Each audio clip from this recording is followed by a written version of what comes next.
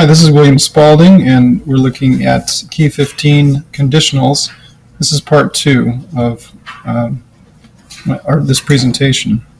We're looking at language interference issues, and the first one is the good news, is that many languages express conditionality with the word if, or actually another word in there in other languages, but a word related to if. Russian, like English, allows the omission of if. However, Russian allows that more commonly for informal conversation than does English. Spanish and French conditionals have some similarity with English structures, but there is no separate word for would, and both languages use a subjunctive tense, which English does not have. Chinese uses two markers for conditionals, if and then, creating production issues for conversational English.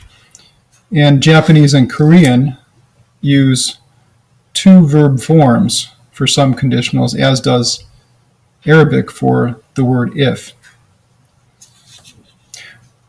All this goes to remind us that it's very helpful to know the linguistic background of our students. It also calls into question how we can be effective and finding corpus insights to aid us. In my look at corpus insights into conditionals, I bumped into Professor Gabrielatos,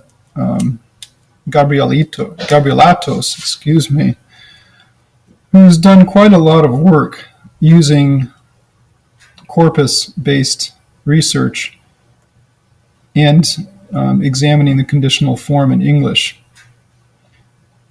He calls into question the currently used typology of four conditionals, 0, 1, 2, and 3, and he calls it actually a narrow and inaccurate view.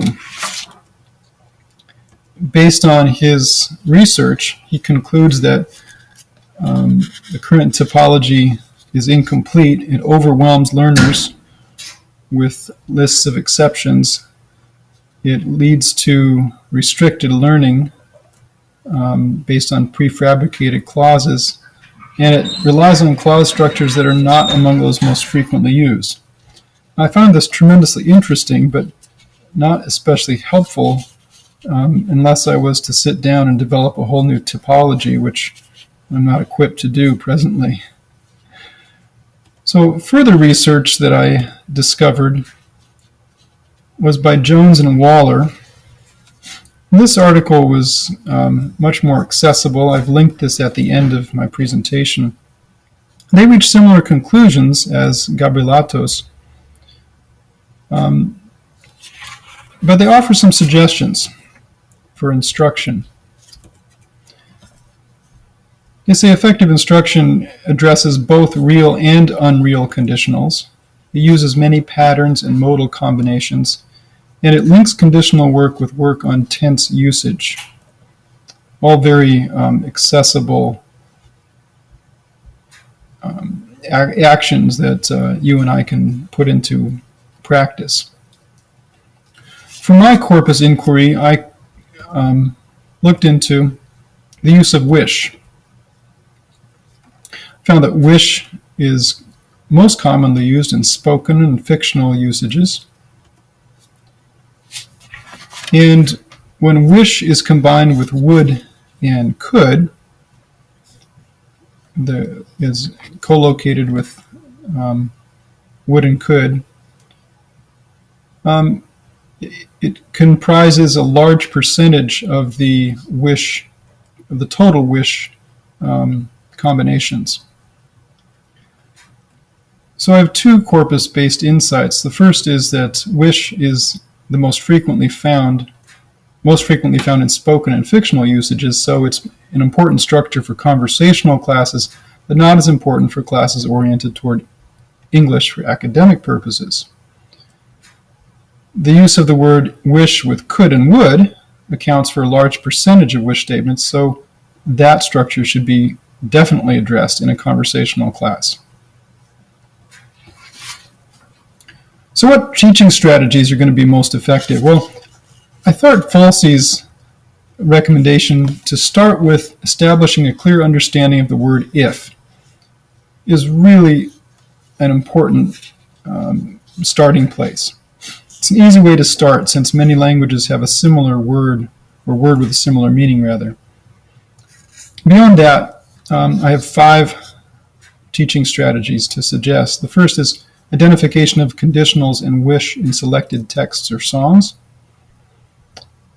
Second, real-world usage of conditionals and wish. 3 examples I have here. One was from Jones and Waller, developing a set of first aid instructions.